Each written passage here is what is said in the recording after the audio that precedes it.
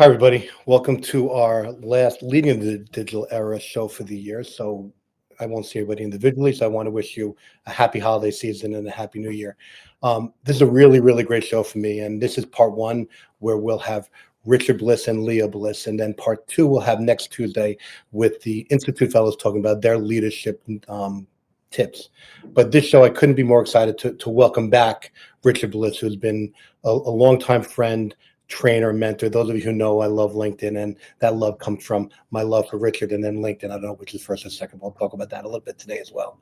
And Richard's introduction to Leah, where today we'll unpack how to network, how to bring your full self to LinkedIn, and what LinkedIn can do for you and your personal profile and stuff. So what I'd like to do first is I'm going to bring a longtime friend of mine and mentor and colleague, Richard Bliss, to the screen. Richard, besides being great at LinkedIn, Richard is a world record holder in board gaming. He's a distinguished LinkedIn voice influencer, internationally acclaimed speaker, and author of Digital Leadership First, which we did have on here earlier last year. Proven track record of inspiring executives and sales teams. Richard specializes in breaking down the barriers and breaking down barriers that hold individuals back from achieving their personal and professional goals. He's a former marketing executive, so he understands the importance of modern leadership in the digital era. His company focuses on equipping sales and marketing teams, enabling them to boost their brand visibility, foster and harness the power of LinkedIn for business growth, and achieve substantial revenue. He's lived in Latin America. He's enhanced cultural adaptivity and fluent in Spanish. He's also an expert in crowdfunding. Richard, welcome back. Robert, it's always a pleasure to be here. Thank you for inviting me back. It's always just fun to hang out. It's one of my favorite things, and we still have another walk in Central Park to do next time on this coast. We do. So joining us today is Leah Bliss, Richard's daughter. Leah has a rich background in music, having performed opera during her high school and college years. But Leah is also a dynamic social sales enabler specialist, AI prompt trainer, technology coach with a global client base. Her mission is simple but yet impactful: to help individuals and organizations overcome obstacles, unlock their full potential, and achieve meaningful growth through one-on-one executive coaching. Someone ringing the bell. One-on-one executive coaching with a robust background in sales strategy and executive engagement. Leah, this is what John says about everything happens live. Leah's commitment to innovation and curiosity sets her apart, making her an invaluable guide to those who seek and thrive in today's fast digital landscape. Welcome, Leah. Thanks, you guys. It's exciting. I don't get to hang out with my dad as much as I would maybe like to, so this is a great opportunity for me. So one person we don't get to hang out with today, but they did come and talk to me when they heard about you, Leah. She's a dynamic and accomplished LinkedIn professional who excels at developing and executing strategic LinkedIn plans. But most importantly, she's incredibly likable. One of our Richard and my friends, and one of your clients, Jennifer Nash, who was the first person on this show ever. So Jen spoke very highly of you, and when I said you were on, she couldn't contain her excitement. So if she's not watching now because she's in Mexico, I'm sure she will see the next show. Absolutely. She actually texted me this morning, so she's like, so I've always thought, how can I make being likable a profession that I can get paid for? So I think I'm in the right place. Well, then you're doing very well, because that's the same thing people say about you and Richard. And I find it hard to contain my love for Richard, as I joked to you behind stage. There's a line of two right now. Who's going to love more? I might lose a little bit, but I do adore him, and I'm quickly growing to adore the two of you. Well, thank you. We appreciate that, Robert. The sentiment is returned. So it's always been great. I know that we get to hang out every once in a while, a couple of times a year, as I come to New York and visit. So it's always enjoyable. Well, with Jen here, next time you have to bring Leah in tow. Yeah. I have a couple of times as well, so we'll make sure that happens. Yes. Well, I look forward to that. I know it's your show, and we're going to get started. But the first time I took Leah to New York, limo ride, oh my God, Times Square, carriage ride, Wicked tickets, back with the crew. So when I take Leah to New York, she gets the royal treatment, the princess treatment. The princess treatment, yes. Yeah. Well, that's very nice to hear, Richard. It makes up for the in-your-face story when you beat her in a board game when you were 12 years when she was 12 years old. So I'll take that over the board game. Absolutely. Well, we'll try to do the same type of show, same type of event when you both come here next time. Perfect. So I think a good way to start us off, especially on this, and my love for LinkedIn and networking and people and just trying to connect authentic with people. But can you both share with me, and let's start here, how do your approaches to LinkedIn differ, and how do you reconcile or blend those differences when you guys collaborate together? And Richard, if you don't mind, I'll start with Leah. If you don't mind taking that, Leah. Sure. It's so interesting because I don't know that we necessarily have a lot of differences in the way that we use LinkedIn. The first difference that I could maybe see is that Richard uses LinkedIn. He's a teacher at heart. And there's a lot of teaching. There's a lot of just showing up and giving back. In all of the training that we do, we talk about give before asking. And this will be a theme we'll probably talk about through the entire show. But Richard shows up with a single idea that we just need to give as much quality value as humanly possible. But one thing that separates us is that I believe that a strategy for LinkedIn should be give every piece of value away for free. I tell people all the time, give it all away. There is not a world where someone is going to consume 100% of your content, apply all of the learnings and principles, and have the amount of success that they would have without eventually hiring you. Richard tends to keep some things closer to the chest at times, and I like to encourage him to do a little bit more. So that's maybe the only thing I can think of. Before I throw it back to Richard, I saw that happen firsthand. Richard's come in, been very generous with his time. A friend of ours from Markham had taken us out for dinner. Richard started teaching at the table, and can't say who the client is because it's not mine, but I know that the client at dinner actually signed Richard. So much free content at the table, but then turned into a good opportunity for him. So I think that resonates with him and others as well. So Leah, thank you. Richard, you see any differences between you and Leah? Yeah, and mainly is the things that Leah sees and Leah understands and she can interact with that I miss. A lot of that has to do with demographic. I'm older. I have a career in tech that I have been doing forever. Leah's got a much heavier experience working with her past in retail, in working with the customer, and working very closely with that person. I have something I need, you have something you can give me. So that very close interaction, while my experience has been a little bit sometimes more theoretical, but oftentimes I try to apply it as much as possible. And so she brings an insight to the conversation that sometimes I'm missing. One simple example is that we have been using AI here at Bliss Point since before ChatGPT came out. And when it came out, we began using it and the team started to get up to speed. She and the other team members, who all happen to be young millennial women, informed me that I might want to think about changing the tone of my ChatGPT output because by default, it's a masculine voice. Mm-hmm. I was completely oblivious to that because whenever I had ChatGPT create something for me, it sounded perfectly normal to me. Well, yeah. And so that was an eye-opening experience. And again, that's that insight that comes from a millennial, that comes from a woman, that comes from a career in retail, comes from working with other individuals that I had missed. And so I continue to find ways to draw upon that experience as well. And I watched the constant never-ending improvement you put through all the time. And I just want to give a quick reminder to anyone that's listening right now, if you have any questions for Richard or Leah, I'm sure they'll give away a lot of that for free today, and they constantly do. And I know people are probably thinking algorithm questions. We'll get to that eventually, right? There's so much more to cover, and we've never made it through all questions. I'll make sure I do get to the algorithm at some point.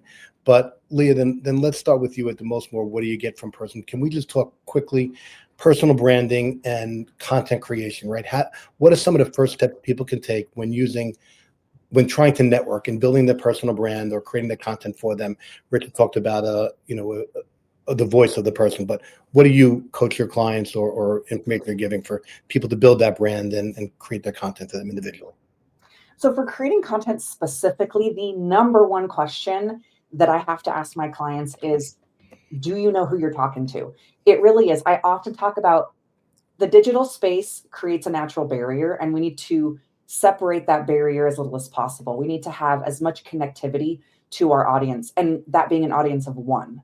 If you can speak to a single person, an ideal client persona, you are going to reach that exact audience member and then dozens and hundreds more of people that are 80% as qualified as that ideal client persona. So the first thing when creating content and creating a personal brand is knowing clearly, ideally in your mind, who it is that you're speaking to as if it was a singular person.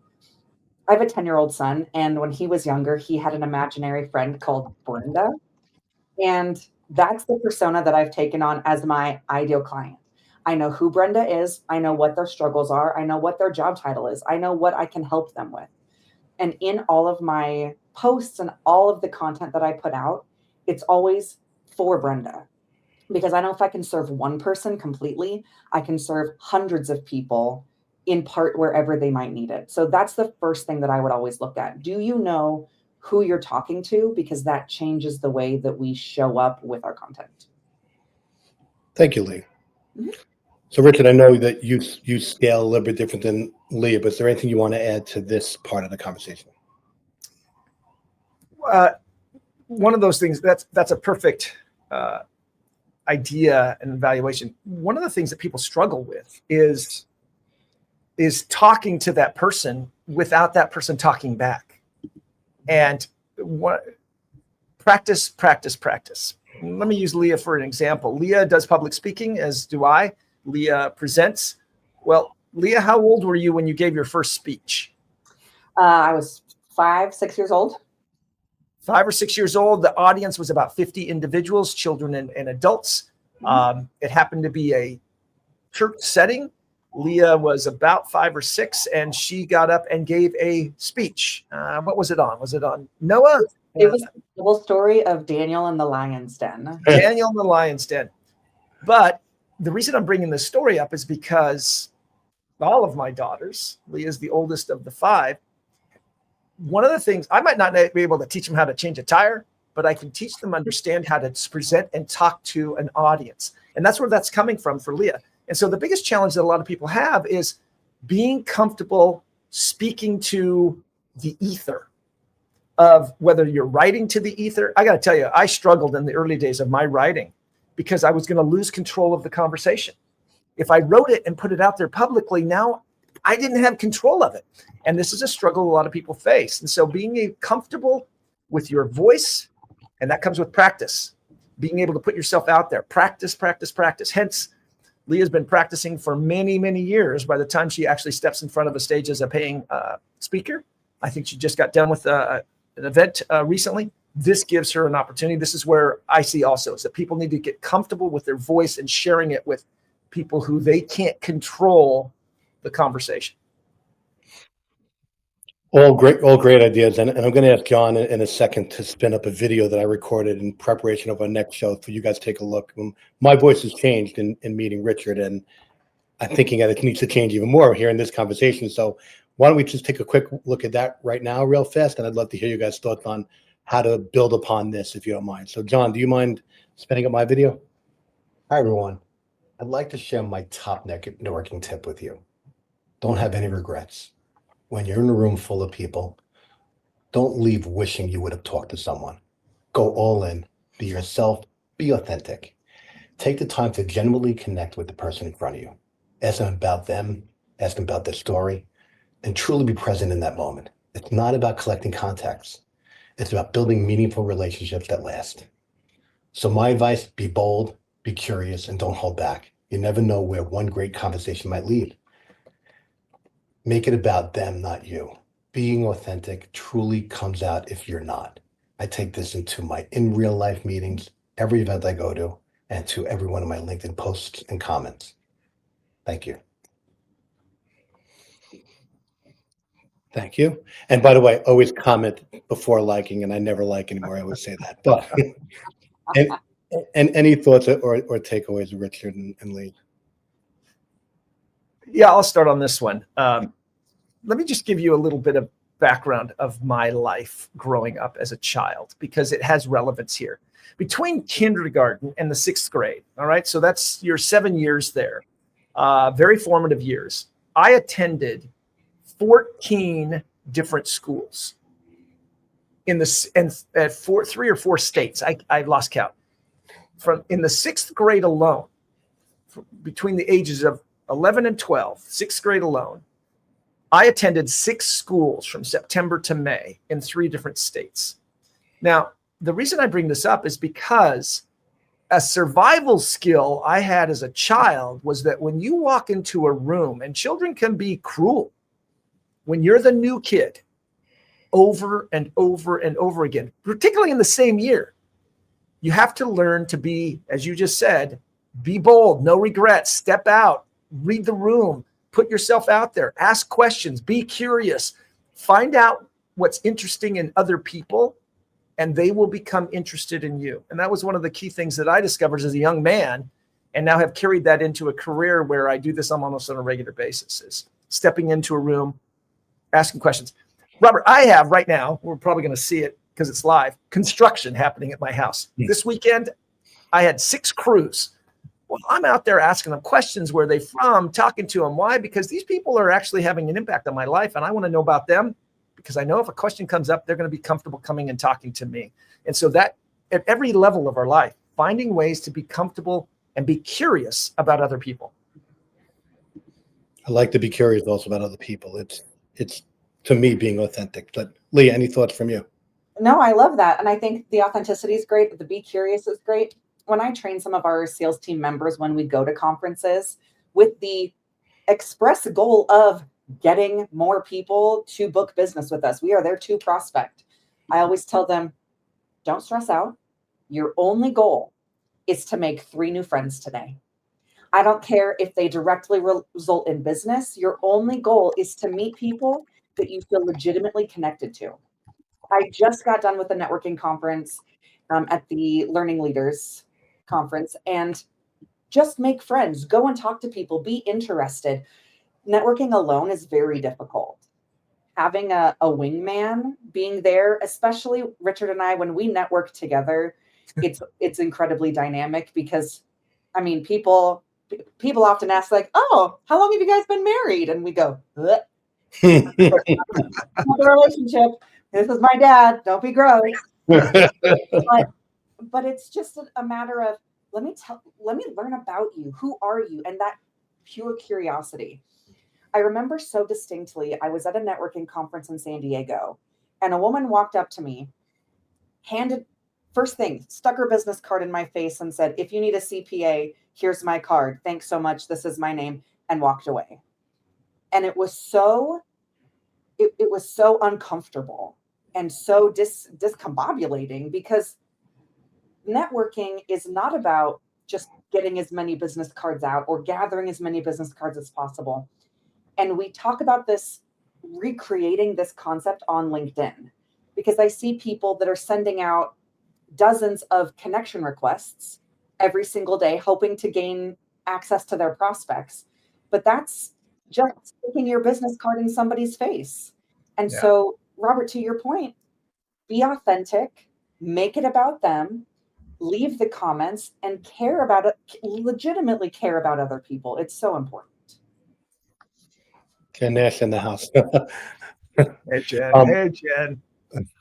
So yes, I truly agree, and the connections and friends we make. And in fact, I wanted to jump into turning this into how to monetize LinkedIn a little bit for a second, but we did have a question up there, and I'm going to call out to, he's as an actual friend that I've met off Facebook, and Michael Pompey is someone who was a personal connection. And 2 years ago, Richard, on his own dime, flew out from California to see me in New York and sat in the Orbeez when I delivered a keynote interview with someone. And talking to Richard about the post, we talked about the difference between post-COVID, pre-COVID, and he tells me the story that the line between personal and professional relationships changed when the first dog jumped on someone's lap during a Zoom meeting. And Richard changed my life that day. And Michael's a person who's become family to me more than a professional network. And and it's an interesting question he brings here, right? I treat LinkedIn as a professional friendly network, but he says that, his question is becoming more Facebooky. And Richard did comment on the CMO from LinkedIn's post this year about is LinkedIn becoming, and I commented on the Richard comment, but how do you guys feel about the difference between the way LinkedIn's Facebooky and what you should be doing, the difference between LinkedIn and other social platforms? So Lee, do you want to start here? Sure. Whenever I get this question, I immediately dissuade people of this notion. It is not becoming more Facebooky. And there are many, many reasons. The first one is money. LinkedIn makes money from people who are paying to access professional networks and build business and close sales. And LinkedIn is not going to disregard their largest revenue stream in exchange for entertainment and Facebooky fun posts. Now, the other reason it's not going to become more like Facebook is because LinkedIn just rolled out a brand new AI where when you make a post, the AI algorithm will read your post, establish if you are a leader or thought leader or professional in the space that you're speaking about, who would most likely benefit from a post like this, and it will send that post to people who will legitimately find it valuable. I saw this change happen in real time with the client. We were looking at her information, right? We were tracking KPIs from her progress on LinkedIn.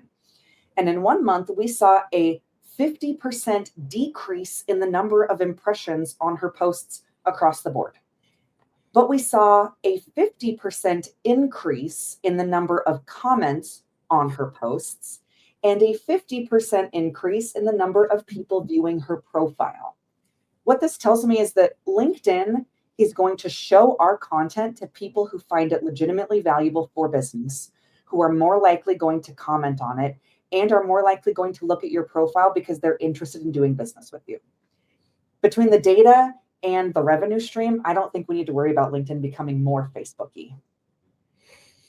So Richard, how about you on this one?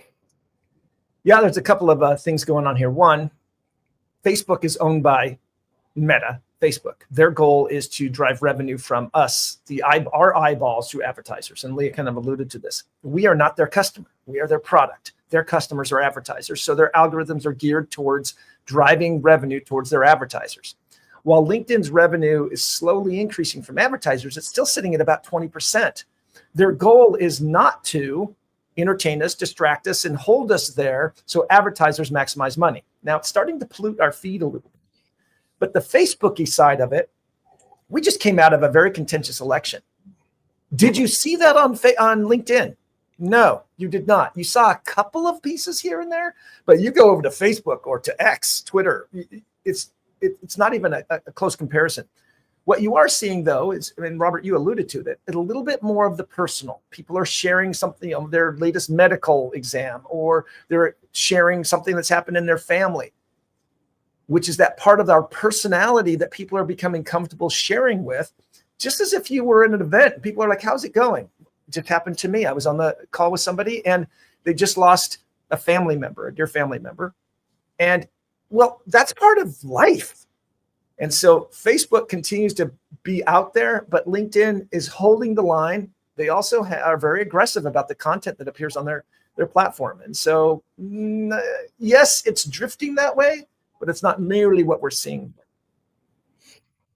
Well, I do want to, back up. And Gavin Hupp, another very interesting person, said something earlier. Don't focus on being interesting, be interested.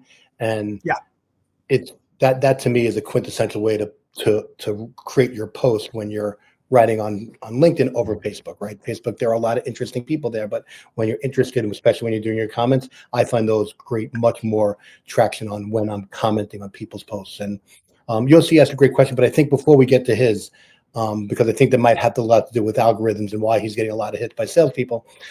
Let's talk about then how we move from LinkedIn as a connector to LinkedIn as a valuable tool in building your business or your personal brand or your whatever. How are we then using LinkedIn to get that, build our network or work our companies into a better position, or our personal network into getting better traction to the companies we want to solicit?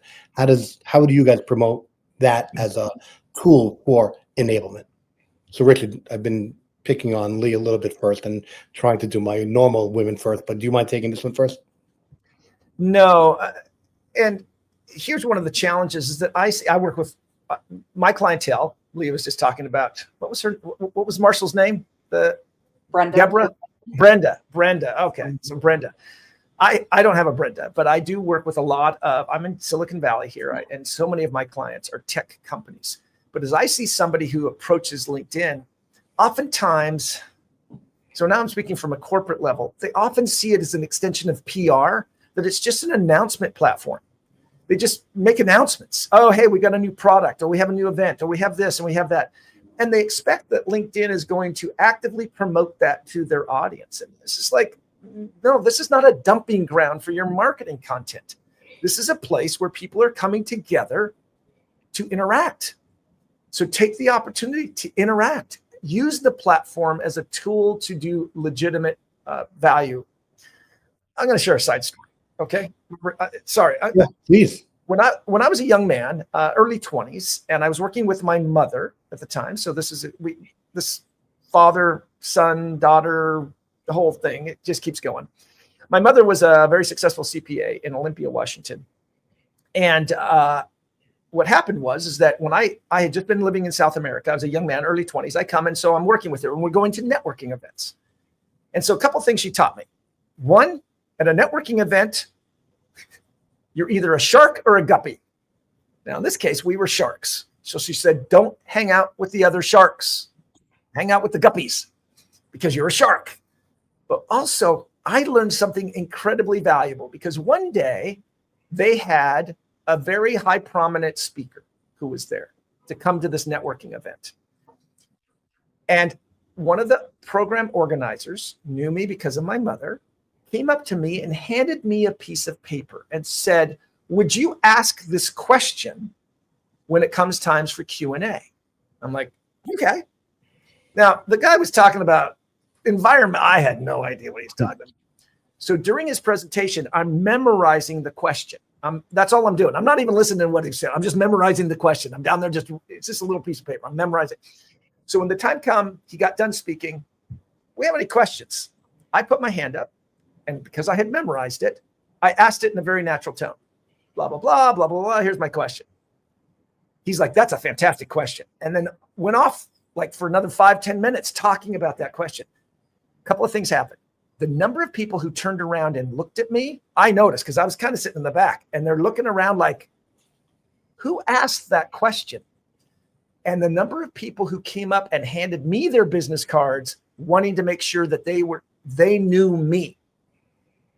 That was an incredibly valuable lesson I learned, to the point where now, if I know there's going to be Q&A at the end of a speaker, as I'm listening for that one question that I can ask that turns the speaker into a hero. Not the gotcha questions, because that's just the jerk in the audience who's got a beef. No, listen for the hero question. I want to make that speaker look even better. So if they allude to something that you can tell they're passionate about, ask that question and be one of the first ones to ask it. And so the reason I bring this up is because I might be way off topic, but I just got excited that these are the lessons I learned early on that now has transferred over to LinkedIn, that I can put up content all day long. But it's when I go and ask interesting questions to people about things they're passionate about, that's when all of a sudden the halo effect. People are like, who is that individual that would ask such an insightful question to the speaker, who became so excited that they all of a sudden just talked to that individual? So, Robert, I have no idea what you even asked me, but that was the answer I'm giving, and I'm going to stick to it. So Richard, so from an engagement perspective, so first of all, I have to apologize to Catherine Wilder-Garani. She spoke at a conference at Avanta last week, and no one asked a question. I had a question, and I didn't ask the question. I ran up there right after and I asked the question. It was a great question. I feel very guilty right now. But the number of comments I've been getting from people in the last 9 months is, oh, I see you all over LinkedIn. And my comment is to them, well, how come you haven't commented? But the funny thing is I posted so much less this year than last year. And I'm commenting so much more, but yet more people are seeing it than ever. And you're 100% right. And I couldn't agree more. And I know I learned that from you, absolutely. But my posts last year were much more frequent than they are this year, intentionally, because I wanted to comment more, not knowing this, but thank you. And it's You're welcome. And just a segue. I have a good friend, 𝗷𝗶𝗵𝗁 Scott. He's a marketing guy, written a lot of marketing books. And we were on a call the other day, and he showed a video of the news of Kamala Harris chatting with him. Why? Because she was at a town hall and he raised his hand and he said, "What are you passionate about? What gets you excited? That's not in politics, on a personal level." And she paused because it seemed like nobody had ever asked her that question. And she said, "Bob Marley." And all of a sudden, afterwards, she came up to him, hey, and wanted to talk about Bob Marley. And he has that clip because the cameras continue to follow. I mean, she was the presidential candidate. They continue to follow her. And here my friend 𝗷𝗶𝗵𝗁 Scott is having this conversation with the presidential candidate who's so excited to talk about Bob Marley. I'm just telling you that this is a hidden opportunity for every person who's out there. I mean, you want to get my attention? Leave a comment and ask me about my favorite board game. Please don't do that. We can have that conversation. But those are the types of ways. Find what's interesting in the other person, in their other project, and then they will be interested in you. I cannot say this more, and this is where commenting comes from. Congrats. Thanks for sharing. Awesome. Those do not count. Sorry, you got me going here. I think several points that need to be highlighted here. The first one is that as someone creating content, if you do not provide other people an opportunity to talk to you about things beyond just the marketing announcements, then you've missed an opportunity for someone else to create a bridge to have that conversation, right? If you just say, "Hey, sign up for a webinar. Hey, sign up for a webinar. Hey, we put out a white paper. Hey, look, we were in the news." That doesn't create an opportunity for your audience to have a conversation with you about things that you're passionate about. And so blend the personal and the professional and create an opportunity for other people to have a conversation with you.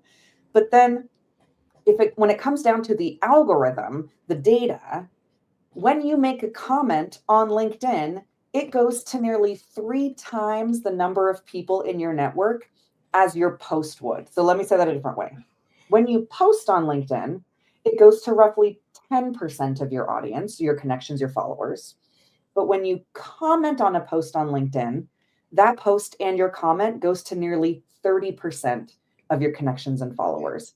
So you get to have more visibility. You get to do that thing where you're like, "Hey, tell me more. Let me ask that good question." And there's no losing when it comes to commenting.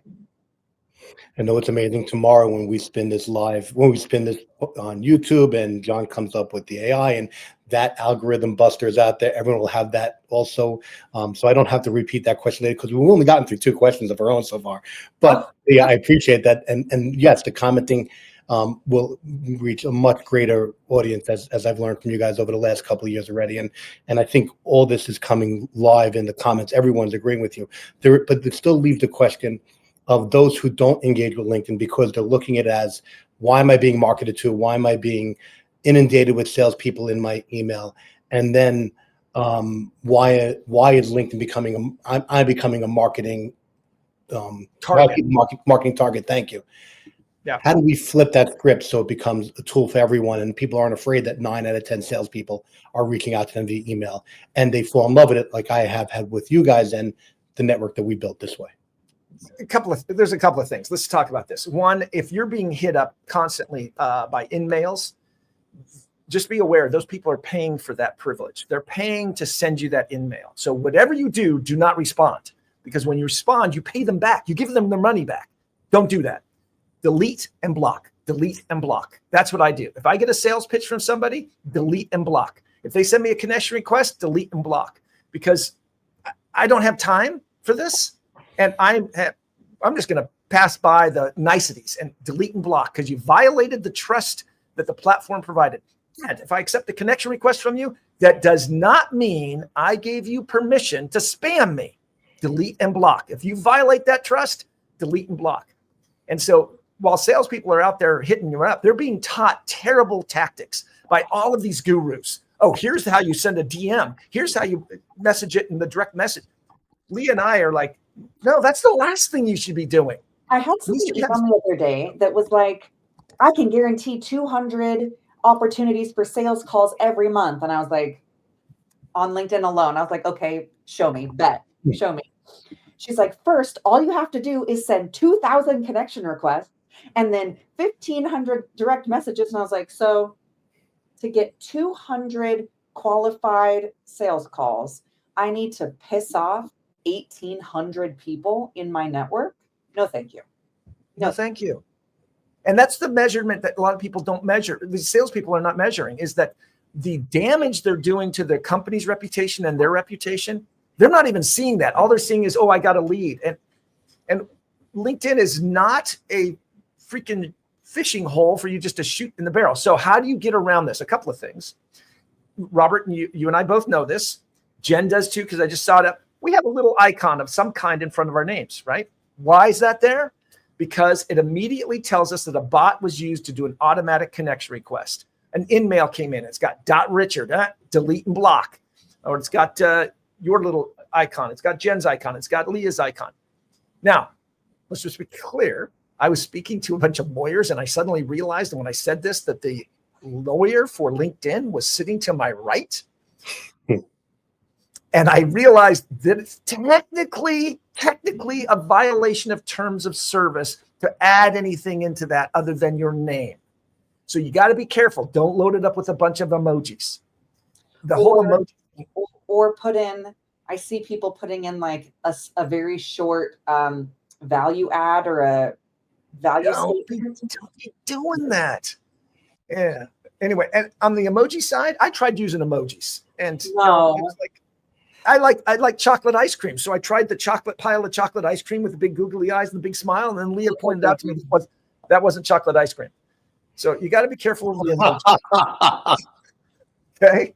So you could say Richard's pretty shit at emojis. Oh, stop! This is a family-friendly show. Now we're going to get censored. Rich is pretty much the shit at board games. Let's talk about emojis. Stop. I don't use that language on my show, so we're going to stop right Sorry. here. Okay. No, it's your show, Rob. I want to bleep that out. Okay. All right. Well, so I like. Should we address some of the questions? Should we address some of the questions coming in from the audience here? Not to run your show, but I'm seeing some good stuff here. We've had some great stuff, and let me just jump back to some of them. But I mean, we've had a lot, and Jose living, connecting with there. Well, let me jump into one question. Watch out for lemon snow. There's some good advice, but I'm going to jump into, because we've only gotten through literally 3 of our questions and everything else. Any trends or predictions through LinkedIn through the coming year that you guys think changing algorithm, things we should do differently? What does next year look like for us in LinkedIn? Okay, so let's start with video. LinkedIn's making a major push on video. You're seeing it on your mobile device. You got a little video button down there. You're seeing it with other videos that are flooding your feed. So LinkedIn's making a big push on video, kind of chasing the reels and stories and the TikTok content. And so you're seeing more and more of that. So we're going to see that continue to push. I'm going to continue to argue that it's not as effective as people are in love with video, but video is a tough medium to share your information. It's great for if you want to teach somebody how to fix their washing machine, then I can pause it and look, or learn how to play a board game. But for conveying information, it's really tough. And so you're going to see more of that video come though. But one thing that you're going to see, and it's not exactly to do with LinkedIn, it's the transparency of AI. And what I mean by this is more and more people, we all know, are using AI and pods. I think pods are going to be attacked by LinkedIn this year. What's a pod? Groups of people who come together artificially to inflate each other's numbers by commenting with AI. And you can see it. A lot of the LinkedIn gurus right now are using pods to get 1,000 comments in the first 5 minutes. They're using these AI pods that are generating this. That's going to, I think, going to be addressed by LinkedIn this year because it's gotten out of hand. It's at an industrial level. But on the AI side, AI transparency. And what I mean by that is, did this telling people up front how and what part of this content was generated with AI? Transparency. All right, I write something up. I use AI. We all use it. Even Grammarly's AI, but we're talking about having ChatGPT or something. I'm going to see more and more the request for the audience to know, is this you or is this AI? And then to say, 95% of this was me, but I used Claude to generate some ideas for this. And as a disclaimer at the bottom, I think that we're going to start to see that as a strong selling point of why you should listen to me, because I'm tech savvy to use AI, but I'm also transparent enough to tell you how I used it and what aspect of it. I see that being as a big trend coming. That's a good, I mean, I think a lot of people using AI to get unstuck, and hopefully they're editing it and doing it to move forward. But to me, to get unstuck is great. Yes. But to be authentic, it has to be you. But we're seeing so many comments on LinkedIn that you can spot those are AI comments, and they're being generated by these pod farms of people. And it's artificially inflating a lot of your gurus out there.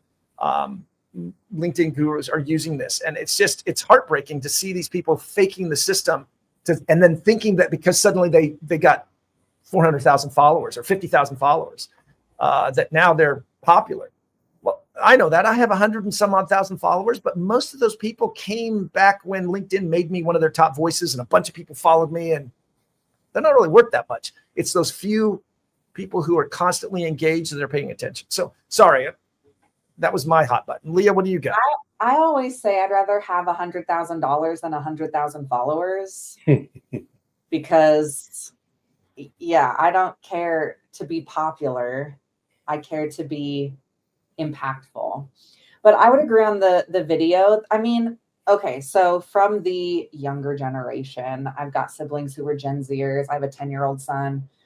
Yes, TikTok is being used by much younger generations as a replacement for Google, where if you want to learn something, if you want to look something up, if you want to verify something, you go to TikTok to find it out. Receiving the information via video is easier to do. It's easier to consume. It's a very easy media on the consumption side. However, and I say this in my presentations all the time, nobody is doom scrolling LinkedIn videos while they're sitting on the toilet. That's not how LinkedIn is being used. And so I think that video on LinkedIn, it's great, like add a little bit of spice, make it a little. It's not something that should be a primary focus for your multimedia. I think there's going to be, do you remember when we had, and Richard will know what I'm talking about, but when we had the option to do a video profile picture, mm-hmm. It is so quickly and easily perceivable to know someone's lack of skill with a video, because you can have an incredibly professional profile picture. You can have something that's very succinct and well written. But the second that you get on video, all of the little ticks and the giveaways and the things that showcase a lack of professionalism or any kind of surety in your messaging is going to show through. There was one very in particular, a CEO, lovely profile picture. You click over and it was him, terrible lighting. And he was reading his intro and you could tell that it was from a script, and the ability to take him seriously immediately evaporated. So there are a lot of people who are so good at making video, and that's kind of their job. But I don't necessarily think that most CEOs are also going to be proficient as TikTokers for a good reason. So Ellie's posting a good question here, but I was at Andrew Markstrom I Will event the other day, and someone mentioned they put their first video out there, very short form click, more views than ever, 45,000 views, but she couldn't take away any value from it. But I said, did you comment on it? Did you put any post? Did you have a call to action? She said no. And it was a fashion book on the length of a skirt a woman should wear. And she just doesn't know if men were watching it, women were watching it, but there was no value behind it. And she didn't go with any intention on the video. But I think a little video with some intention and some comment around it with the call to action, some video, could that help? Well, yeah, Leah first. May I? Just because with a video, if there is information being shared, it's impossible to capture it. Because if let's say I'm standing in line at the DMV and I'm watching videos on LinkedIn and you're providing me information, there's no way for that to be captured. What am I going to do? Write it down? And so if it's something that I need to know or remember or keep track of, showing it to me in video only is a very poor way for your audience to have a long-term impact. You have to have all of the content also written in conjunction with your video, because otherwise okay, you're having a webinar at what time on what day? I don't remember. I'm gonna have to watch that video again when I get home. What are the chances I'll even find it again? Slim to none. So I yeah. want to reinforce that, because in addition, because several people are commenting on the whole video thing. If you watch a 30-second video on TikTok, on Reels, on LinkedIn, what happens at the end of that 30 seconds? You watch another 30-second video. Yeah. And what happens at the end of that one? Another one and another one. At what point, and Leah just said it, are you able to focus and say, I need that piece of information. Now what do I do with it? Yes, video can get people to see me, but very seldom does it actually convey memorable, sticky content that allows me to act on what I just saw or heard, because oftentimes I'm not in a position to do that. So there we go. We got a lot of comments on video, but when it comes to LinkedIn, Leah just said it, video is good, but you have to have the written content there for people to consume, think about, act on, go back to, reference, share, cut and paste, all of those things that allow us to extend that communication beyond just a few 30 seconds of us listening and being inspired or amazed. So I'm going to move on from video forever from this conversation, but good idea. I do have one more question from here, and I have two questions that I want to end the show with, because it's my show and I have something that I didn't share with you guys. But Victoria Fenimore, a rock star in her own right, who took to LinkedIn from what I've taught her, from what you guys have taught me. But really good question, especially those who are trying to, unlike videos, gain engagement and continue the conversation. Are there any good tips in finding interesting LinkedIn posts, conversations to comment on? So she's trying to find engagement or ways to put herself out there. So thoughts? I get asked this question every day. Go, Leah. Go Who do I for it. comment on? Because I work with clients and we say, let's make all these posts, but they say, who do I comment on? It comes back to that ideal client persona. Do you know who you're trying to influence? Do you know the type of person that you want to have impact on? Essentially, there are two types of comments to be left. There are comments on people that you want to influence, where you are showing up, right? Caring, being interested in them. Those type of comments lead towards more ability to gain connection and have impactful business relationships. The second type of comment is, what type of content do I want my buying audience or the people that I want to influence? What conversations do I want them to see me participating in? And that's a simple search function.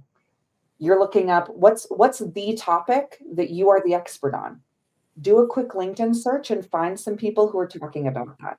Do a quick LinkedIn search and see who and where. I have a list of influencers that I follow with my Sales Navigator tool that I will every day go and see. Oh, they commonly post about topics I want people to see me engaging with. I'm going to go comment on those posts. And I keep a spreadsheet. It is open on my computer right now of 200 people that I go look at their profiles to see if I should leave a comment, because those are the people that I want to be interacting with. So I would then suggest that everyone follow Leah Bliss on anything LinkedIn or Opera, and ring her bell to make sure you get her notifications. But I don't Richard, have anymore. Any thoughts on you, Richard? Leah's covered it very well. If you're looking for things to comment on, go find the people who you want to have influence with, the networks that you want to be part of. Go. You can use your Sales Navigator, or you can use the search bar. Hit the search bar, type in people, type in the topic, the keywords, and it'll pull up a lot of that information. Hashtags have kind of gone away, that you can't really search for those anymore, where we could in the past for topics. But mostly you can look for a demographic, an individual, an industry, a group that you can go and comment on and engage with their conversations. Thank you. So I do want to follow up on what's next for Bliss Point, but before we get there, just a little personal touch for the two of you. So Leah, can you tell us your best takeaway from your lessons training from Richard that you can share with us, that you use most, or what he's taught you that has stuck with you? Life lessons or LinkedIn lessons? I prefer life lessons. Okay, so when I get asked this question, the one thing, and I live by this, when I was about 15, Richard was a CMO and hosting multiple events, and we would go and scan the badges during the conference. And there was a team at the marketing side that wanted to kind of live this professional life, and then after the conference, they wanted to go out and party. And he said, absolutely not. The way that you show up in your professional life and the way that you show up in your personal life are the same. You do not have two persons. You are a single person. And so however you're going to show up with not just authenticity, but stay consistent. Be consistent as the person that you are in every single setting, because they always overlap. Your life is not a Venn diagram, it's a circle. And so continue to be the person that you are in every scenario. I love that. Your life is not a Venn diagram, it's a circle. Let's put that as a next show next year. That could be great. So Richard, different question to you. Tell us what you're most proud about Leah, if you don't mind sharing that with us. Besides your grandkids, and 5 books. I mean, we got to talk about that another show, but.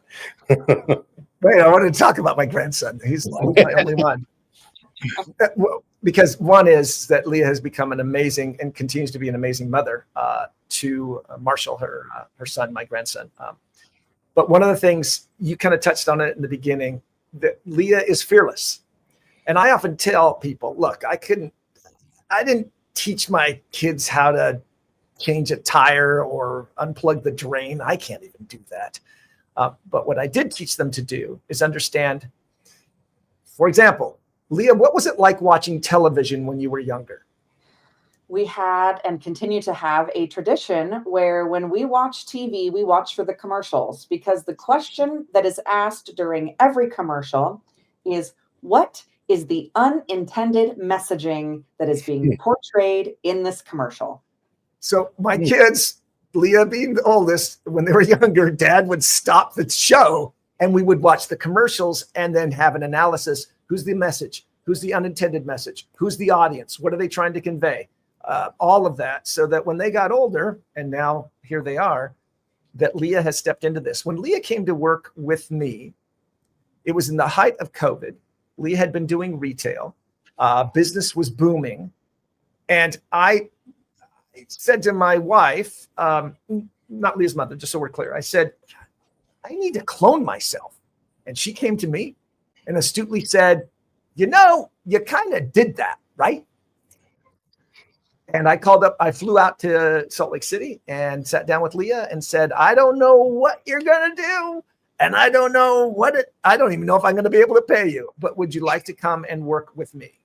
And from that moment, Leah has been fearless and has always been fearless, which is why I had no problem even hesitating to do that. So that's one of my proudest ideas about my oldest daughter, is how fearless she is in everything she approaches. So it's been great.